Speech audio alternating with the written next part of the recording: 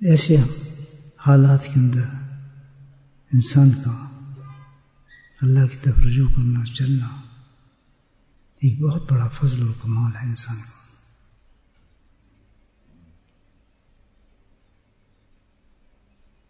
انسان جو ہے ایمان رکھتا ہے، کلمہ پڑھتا ہے،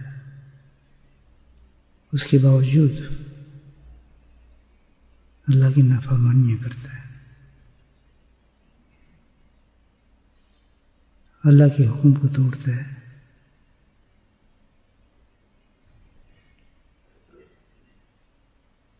اس کی کیا وجوہات ہو سکتی ہیں؟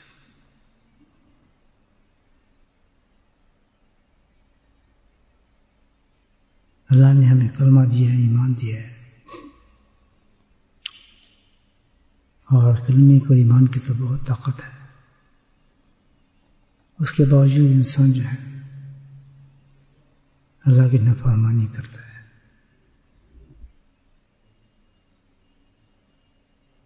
اس کی مثال اگر میں دوں گا اسے، کہ انسان ہے، آنکھ، منہ، ناک سب اس کو موجود ہے، لیکن اس کے لیے کھانا کھانا دشوار ہو گیا ہے، تو لامحالہ آدمی اس پر فکر کرے گا کہ بھئی یہ آدمی کھانا کیوں نہیں کھاتا، وہ خود بھی پریشان ہوگا، تو فوراً ہماری زبانوں سے ہمارے دماغ ایک بات کہیں گے کہ کوئی اس کو بیماری ہو گئی ہے، جسم کام نہیں کر رہا انسان کا، ایسے ہی نا۔ تو جب یہ اللہ نے ایمان ہمیں دیا ہے، طاقت دی ہے، تو اگر اس کے باوجود بھی انسان نافرمانی کرتا ہے، اچھے عمل سے رکتا ہے، برائی کی طرف چلتا ہے، یہ نافرمانی ہے۔ نافرمانی کا مطلب کیا ہے؟ کہ اچھائی سے دور اور برائی سے نزدیک ہوتا ہے، اس کو نافرمانی کہا جاتا ہے۔ تو یقیناً اس کی وجہ ایک ہی ہو سکتی ہے کہ انسان کے اندر کوئی بیماری موجود ہے۔ اب کس درجے کا وہ نافرمان ہے؟ نافرمانی تو نافرمانی ہے۔ شیطان نے کتنا بڑا گناہ کیا تھا، ایک ہی دفعہ بکواس کی تھی نا اس نے، تو آپ دیکھیں اس کی اللہ نے مثال ہی ایسی رکھی ہے ہمارے نافرمانی کی، یہ نہیں بہت کو پوائنٹ جمع کریں پھر اپنے آپ کو نافرمان کہیں گے۔ ایک غلطی بھی اللہ کے حکم سے انسان ٹوٹ جائے، ایمان کے بعد اور کلمے کے بعد وہ نافرمان لکھا جاتا ہے۔ یاد رکھیں، ایک غلطی، وہ ایک غلطی ایسی ہوگی کہ دنیا کی کوئی طاقت بھی اس غلطی کو ختم نہیں کر سکتی۔ دو ہی چیزیں ہوں گی، یا تو جہنم کی آگ یا اللہ سے توبہ۔ اگر اس غلطی کے بعد اس نے توبہ نہیں کی تو پھر بھول جائے کہ وہ اللہ کی نافرمانی کی لسٹ سے نکل گیا ہے۔ اپنے اعمالوں کو نہ دیکھنا شروع ہو جائے، چیزوں کو نہ دیکھنا شروع، وہ غلطی جو ہے وہ ڈسپیئر نہیں ہوگی until you ask توبہ فرام اللہ سبحانہ تعالیٰ۔ یاد رکھیں، یہ اللہ کا قانون ہے، مطلب کوئی مجبور نہیں ہے اللہ کسی چیز کے لیے، اس کی سنت الہی ہے، اس نے قانون بنایا ہے، تو ہمیں تو قانون پہ چلنا ہے نا۔ تو قادر مطلق کیا ہوگا، قانون تو ہے ہی نہیں اس کا کوئی، جائے جو کر دے، لیکن ہم تو بندے ہیں، ہم جو حکم دیے ہم تو وہ کرنا ہے۔ سمجھے بھائیو؟ اسی طرح ایک غلطی پر ہم چوڑے نہ ہو جائیں، غلطی بہت بڑی چیز ہے، موت سے پہلے اس کو صفائی کر دے، بیلنس، بلکہ روز رات کو بیلنس برابر کر کے سوئے آدمی، اس بزرگوں کا طریقہ بھی یہی ہے، بلکہ سنت ہے کہ سونے سے پہلے استغفار پڑھ لے آدمی، اللہ سے معافی مانگ لے، جو یاد ہیں وہ بھی، جو نہیں یاد ہیں میں نے مولا سب معاف کر دے، ہاں میں آج وعدہ کرتا ہوں تو اس سے وعدہ پورا کریں انشاءاللہ کل زندگی میں جو آج گناہ کیا اس وقت آگے نہیں دہراؤں گا. یہ کر کے سنیں. توبہ کی شرائط ہے نا کہ اسی کو گناہ چھوڑنا، آئندہ کا وعدہ کرنا، پچھلے پہ پچھتانا. یہ 3 پوزیشن کر کے آدمی توبہ مانگ لے. استغفر الذی لا الہ الا الحی القیوم واتوب الیہ 3 دفعہ پڑھ لے، سمندر کی جھاگ کے بغیر بھی گناہ ختم ہو جائیں گے. ایک دم بستر میں جا کے سونے کے چکر میں جاتے ہیں، کتنے گناہ کر لیے ہوں گے ہم نے، ہمیں پتہ بھی نہیں ہوں گے. کیسے انتظام اللہ پاک نے رکھے، کتنا اچھا انتظام. جانوں طرح نہ جائے آدمی، باوضو ہو کر جائے یا بستر میں جائے، وہ ایک عبادت ہے جہاں جا رہے ہیں. وہ بھی ایک بہت بڑی عبادت ہے. بڑی دعائیں اس کی، ایک دعا نہیں، کئی دعائیں بستر پہ جانے کی. حدیث میں بہت سی دعائیں آئی ہیں، کبھی کوئی پڑھ لیں کبھی کوئی پڑھ لیں. بہت عجیب عجیب دعائیں الحمدللہ سونے جب آدمی جاتا ہے، بہت زبردست دعائیں. تو گناہ نافرمانی وجہ کیا اس کی؟ کیا بتائیے میں وجہ نافرمان کیوں ہوتا ہے آدمی؟ بیماری ہے. تب انسان کا فکر آخرت ختم ہو جاتا ہے. بات سمجھ آ رہی میری؟ تو وہ اس کا ٹیسٹ جو ہے بگڑ جاتا ہے. اس کو کوئی فکر ہی نہیں ہوتا کہ نماز چلے گی، ڈزنٹ میٹر، احساس نہیں، احساس ختم ہو جاتا ہے، ضمیر ختم ہو جاتا ہے. جماعت چلے گی کوئی بات نہیں، جھوٹ بول لیا خیر ہے یار،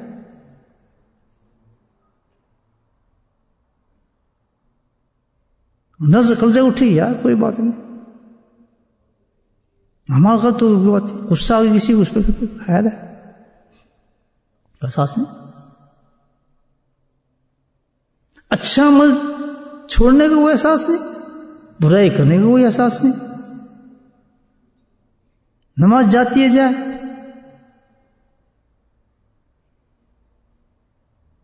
سنت قطع ہو رہی ہے قطع ہوتی رہے، کوئی فرق نہیں پڑتا اس سے. اس کو کیا وجہ فکر آخرت ختم کر دیا اس بیماری نے ہمارا. سبحان اللہ. جب یہ کنڈیشن انسان کی آ جائے تو سمجھے اس بیماری نے میرے اندر اثر کر دیا ہے اور میری فکر آخرت کو ختم کر دیا ہے. ہر آدمی کو تجزیہ کرنا چاہیے اپنی زندگی کا. لوز کر دیا میں نے.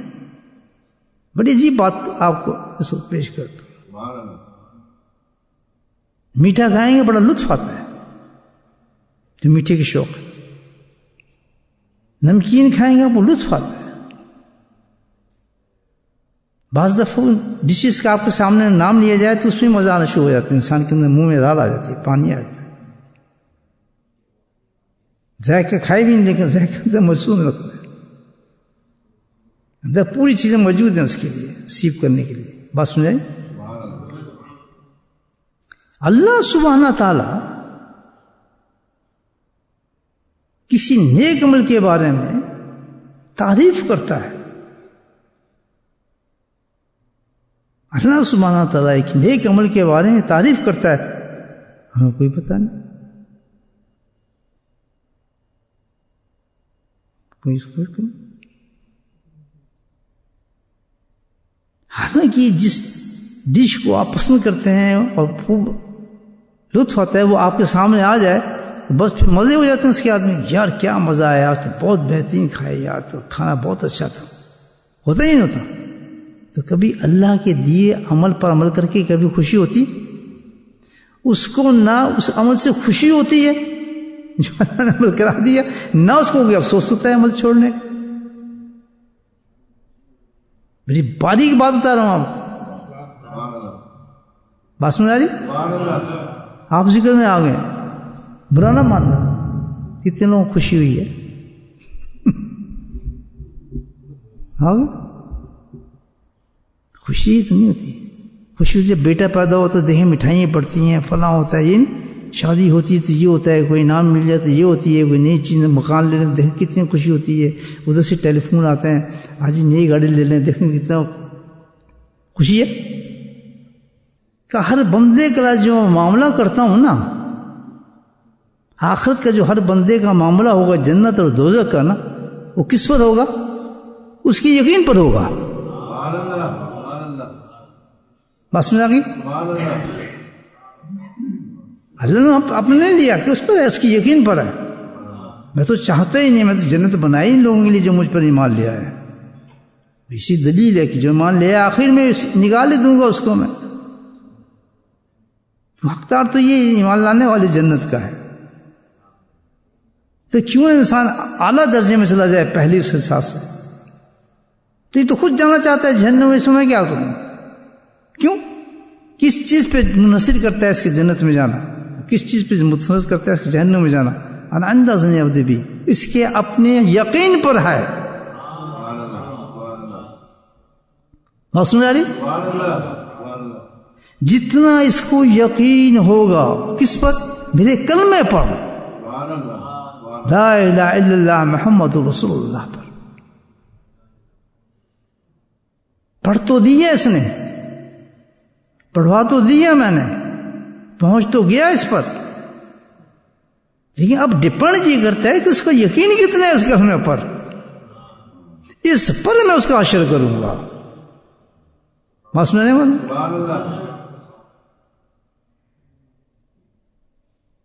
اس یقین پر اس کا اینڈ ہوگا. ہر مرد اور عورت کا جس کا اس کلمے پہ یقین ہوگا اور جس قدر ہوگا، اللہ تعالیٰ کہتا ہے اسی قدر اس کا بلند ہوگا مقام آخرت کے اندر. یقین تو زید بھی کہتا ہے، میرا عمر بھی کہتا ہے، ہر آدمی کہتا ہے میرا یقین پورا ہے. جس کو یقین ہوتا ہے کسی چیز کا وہ اس چیز پر ایکسپٹ کرتا ہے، اس بات پر عمل کرتا ہے. بس تمہاری آپ کو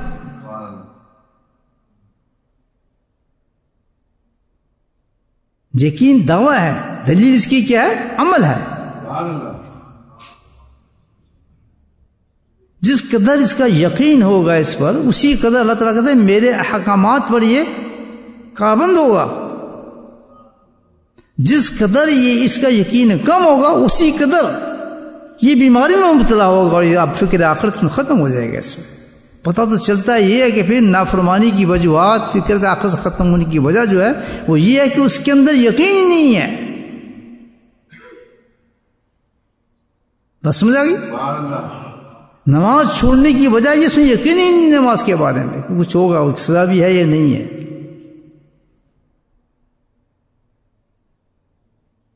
ہر عمل کو کرنا اور نہ کرنے کی وجہ یہی ہے کہ اس میں یقین کتنا ہے. جس قدر یقین ہو کسی بات پر اسی قدر اس کو لذت آتی ہے، پھر اسی قدر مستی آتی ہے اس کو. بات سمجھ آ رہی؟ جس قدر اس کا یقین ہوگا، ہاں جی کر لیا ٹھیک ہے جی کیا فرق پڑتا ہے، وہ بس جی ہو جائے گا. بس اندر ہی اندر اس کی کوئی سوسائٹی چلتی ہے، نماز تو پڑھ لیتی ہے، وہ تو کر لیتے. یقین رکھنے والا جو ہے اس کلمے پر وہ کبھی نہیں چھوڑ سکتا. اس چیز کو کیسے چھوڑ دے گا؟ اتنی قیمتی چیز کو چھوڑ سکتا ہے آدمی؟ ایک دکان کے پیچھے کی نماز کو چھوڑ دے گا، ایک جاب کے پیچھے کی دکان کی اس کے پیچھے جماعت کو چھوڑ دے گا، فجر کی نماز کو قضا کر دے گا، گناہ کر لے گا. اس کی سزا پہ اس کو یقین وہ گناہ کرے گا. مجھے بتائیں اگر کسی کو نبی پاک صلی اللہ علیہ وسلم کی سنت پر اس کی قدر منزلت ہو تو وہ شخص داڑھی کٹائے گا، غربے پڑتا پھرے گی. کہتا لگتا میں تمہیں مثال دیتا ہوں اس کی، تمہاری یقین کی مثال تمہیں دیتا ہوں. کیا کہنا ماں ذکر بھی اللہ اکبر، میں اس کے ساتھ ہوتا ہوں. فائدہ ذکر نہیں، جو میرا ذکر کرتی ہے یا کرتا ہے. کون؟ رب. قادر، مالک، یعنی ساری صفات کا مالک. رزق کون دیتا ہے؟ اللہ. سبحان اللہ. اولاد کون دیتا ہے؟ اللہ. مقام کون دیتا ہے؟ اللہ. کینسر کون کرتا ہے؟ اللہ. شفا کون دیتا ہے؟ اللہ. موت کون دیتا ہے؟ اللہ. زندگی کون دیتا ہے؟ اللہ. اولاد کون دیتا ہے؟ اللہ. دکان کون دیتا ہے؟ اللہ. کوئی ایسی چیز ہے جو وہاں سے نہ آتی؟ شادی کون کراتا ہے؟ اللہ. شادی کون نہیں ہوتا؟ اللہ. پوری کائنات کا مالک کون ہے؟ اللہ. جو چاہے وہ کر دے. جہنم میں چاہے تو سب کو جہنم میں بھیج دے، جنت میں چاہے تو سب جنت میں بھیج دے. وہ انصاف ہے اس کا. تمہارا حال یہ ہو گیا کہ میں اعلان کر رہا ہوں حدیث قدسی کے اندر، انا معکم ذکری، کہ جو میرا ذکر کرتا ہے میں اس کے ساتھ ہوتا ہوں. اور کیسے ساتھ ہوتا ہوں؟ فی نفسی نفسی. اللہ اکبر کبیرہ. تنہائی میں دل میں یاد کرتا تو میں بھی اس کو دل اور تنہائی میں یاد کرتا ہوں. قرب کی انتہا ہے اس عمل پر، قرب کی انتہا ہے ذکر اللہ کے اندر. حدیث قدسی ہے، اندازہ لگائے. فی نفسی کہ دل میں یاد کرتا ہے، میں دل ہی میں اس کو یاد کرتا ہوں اپنی شان کے مطابق. پھر کہتا ہے فی ملائی، فی ملائی. اگر یہ مجمع میں کہیں یاد کرتا ہے تو میں بھی مجمع میں یاد کرتا ہوں، اس سے کہیں بڑے مجمع میں یاد کرتا ہوں. ایک ذکر کرنے والے کا اللہ تعالیٰ نے انعام بتایا ہے، اس کی طاقت بتائی ہے، اس کا عروج بتایا ہے، اس کا انعام بتایا ہے کہ اپنے اس رب سے جو سب کچھ جس کے پاس موجود ہے، جب وہ اس کے ساتھ ہو جائے گا تو اس کو بھوکا مارے گا، اس کے ساتھ زیادتی کرے گا، اس کے کام رکیں گے. کچھ ہو نہیں سکتا. جتنی بڑی سہولت اور جتنا بلند درجہ ہے اس بندے کا، وہ ذکر کرنے والے کا جو حدیث بتاتی ہے اللہ سے تعلق اتنا مضبوط ہو ہی نہیں سکتا کسی کا. کیوں؟ مثال دیا نا تعالیٰ نے کہ آپ کہتا ہے اب اٹھاؤ اپنے یقین کو، دیکھو کہ تمہارا یقین کیا کہتا ہے. کوئی ادھر دیکھ رہا ہوگا، ادھر دیکھ رہا ہوگا، کہاں انگلیاں مار. یہی بات ہو جائے گاڑیوں کی نمبر پلیٹوں کی، پھر دیکھو ہوش کیسے ٹھکانے ہوتے ہمارے. تھیڑی کیڑی گڈی ہے تو کو تو لیتی ہے، بی ایم ڈبلیو کنے دھیان دی، وہ کتنی بندی، الیکٹرک والی کنی بندیاں. عجیب شروع ہو جائیں گے ابھی. کیونکہ یقین ہے ان باتوں پہ، یقین ہے کہ ہم نے دنیا میں رہنا ہے. موت کا جھڑکا پڑتا ہے، آدمی سب کچھ چھوڑ جاتا ہے. گھنٹے بات کرا لو دنیا سے، میں اپنی بات کرتا ہوں، آپ تو نیک آدمی، گھنٹوں بات کرا لو، تجھ لے لے کے باتیں کروں گا. یہ بس مکان بننا نہ ہے جی، وہ پاکستان یہ بن گیا تو مکان یہ ہو گیا تو فلاں یہ چیز ہو گئی ہے، فلاں یہ ہو گیا. تو جہاں اس چیز کا نام ہے ذکر کا معاملہ، آئیں گے جی انشاءاللہ. رکھتا ہے میں تو اندہ ماں کو ذکر، تھوڑی دیر دیکھنا یقین کے ساتھ تیرا معاملہ کر دوں گا میں. جس چیز سے تجھے رغبت ہو گئی تھی اور تو نے اس بیماری کو دور ہی نہیں کیا تھا کہ کاش اس بے یقینی کی بیماری کو کہیں سے تجھے پہنچ جاتا، اس پہ تو علاج شروع کر دیتا اور تو اپنے یقین کو مضبوط کر لیتا، تو آج تیرا موقع کیا ہوتا؟ تو کس طرف چلتا؟ تو مشرک اسی ہوا ہے. مشرک مرا اس لیے کہ تو نے اس بیماری کو ختم ہی نہیں کیا اپنے. اس بیماری کا جو بیماری بے یقینی کی بیماری ہے، جو بھی اس حالت کے اندر مبتلا ہے، یہ قرآن اعلان کرتا ہے وہ کبھی ایمان کی حالت میں جائے گا ہی نہیں.